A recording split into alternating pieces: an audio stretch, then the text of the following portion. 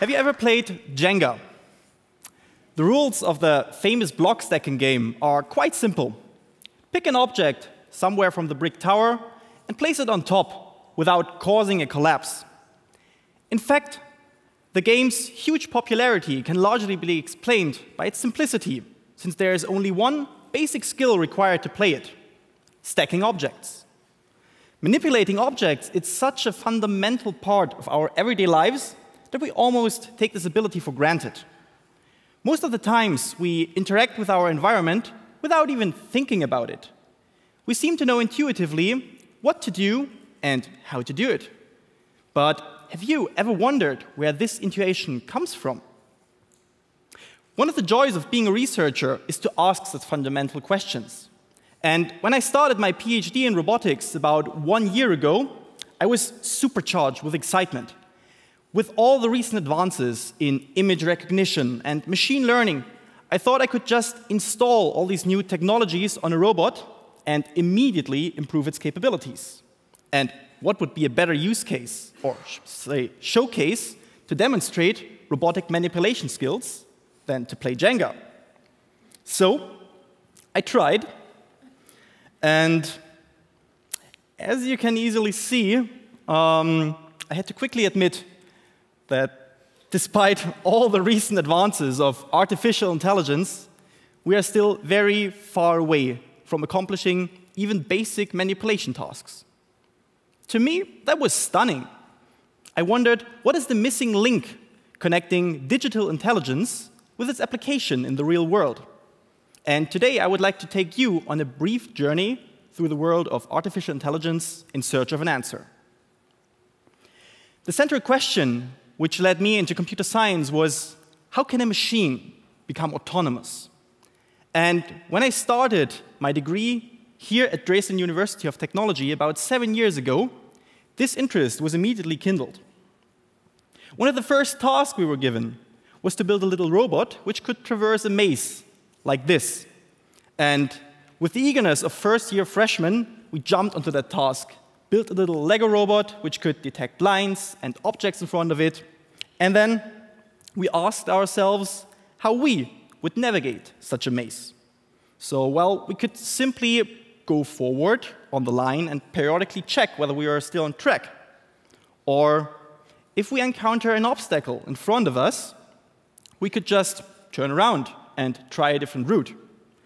And by adhering to these simple rules, we would eventually make it all the way to the end. But as we kept looking, we realized that we had to ask so many more questions about the robot's environment in order to come up with a robust algorithm which could operate under all circumstances. Obviously, this naive approach of asking questions and manually specifying rules would never scale up beyond anything than simple toy mazes. But this begs the question, how can a machine really understand its environment? For me, the field of computer vision, which seeks to teach computers a human-like visual perception, seemed to provide an answer. In 2015, I went to Stanford University and joined a project called Visual Genome. With Visual Genome, we aimed to create a comprehensive database of visual knowledge, which could be used by machines to learn about their world. So we collected images like this one and started describing them. You can easily see that there is a girl feeding an elephant, and you can also see that man behind her taking a photograph. And if you keep looking, you will discover all the small and big details of that image which are worth talking about. After annotation, each of our images was quite literally worth 1,000 words. And in a massive crowdsourcing effort, more than 30,000 people helped us to describe over 100,000 images in that way. This makes Visual Genome the world's largest image captioning dataset, which is openly available. And you might wonder now, what did we use all that data for? Well, we used it to train things called artificial neural networks, mathematical models which are loosely inspired by the human brain. And we gave them all that data to make them describe what they see. We thought that by enabling them to spell out their perceptions, they would implicitly develop an understanding of the world. And in order to probe what they had learned, we built an AI which could answer questions about images, like this one. If we presented an image like this and asked, hey, what kind of animal is there? Our AI would say, a cat, showing us that it could recognize the object and categorize it as an animal. Or if we asked what the cat was doing, our AI would respond, skateboarding, because it saw something or somebody on top of a skateboard. However, if we asked something more subtly, like in which direction the cat would move, well, the answer was questionable. Upwards, really? I mean, we know all that cats on skateboards, they can do amazing things, but usually they don't hover above ground, as our model suggests here.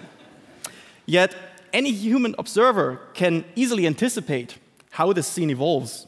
Cat and skateboard, they will simply roll closer to the camera. This reveals that image recognition can only provide us with a superficial understanding of the environment and lacks a deeper comprehension of the physical properties. But if we want to get our robots out there in the real world, we also need to equip them with a physical intuition. But how can we teach intuition to a machine? Well, the answer to this question might simply be by not teaching them at all, but rather letting them make their own experiences. And we even have a well-working proof of concept for that idea, ourselves.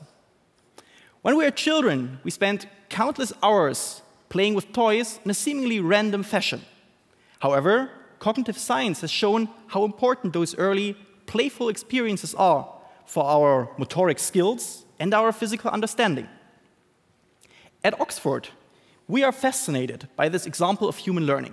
And inspired by it, we started a research project called ShapeStacks. In ShapeStacks, we want to provide a playground in which artificial intelligences can play with virtual toys to learn something about physics and geometry. So we built an AI which randomly stacked objects and then observed the result. The outcome was always binary. An assembled tower would either remain stable or collapse. After our AI had played with the toys for a few thousand rounds, we analyzed what it had learned in the process. So first we wondered whether it had grasped a basic understanding of stability. So we presented it an unseen stack of objects and asked whether it sees anything suspicious about the stack, which would indicate an imminent collapse. Here, we visualize the so-called attention of our AI. This attention heat map shows which parts of an image are particularly relevant when a neural network is supposed to make a prediction. And in this case, we see an intense red blob around the third layer of the tower, which means that our AI thinks there is a high likelihood of a collapse starting in that area. And when we run the simulation forward, we see that this prediction had been correct. Bear in mind that our AI has never been taught any physical concepts like the center of mass principle, which would be necessary to determine stability in such a scenario. Yet, it was able to make accurate predictions just based on the experience from playing with toys. For me, this was really the first eureka moment in my research, suggesting that this could actually work. So we investigated further. Next, we gave our AI the task to put a stable support underneath this blue box here. We let it perform a mental rotation and recorded what it thinks about the provided stability in different orientations. It implicitly knew that the cube provides best support on its flat sides, that the cylinder has to be turned upright, and that the ball would never make a stable base.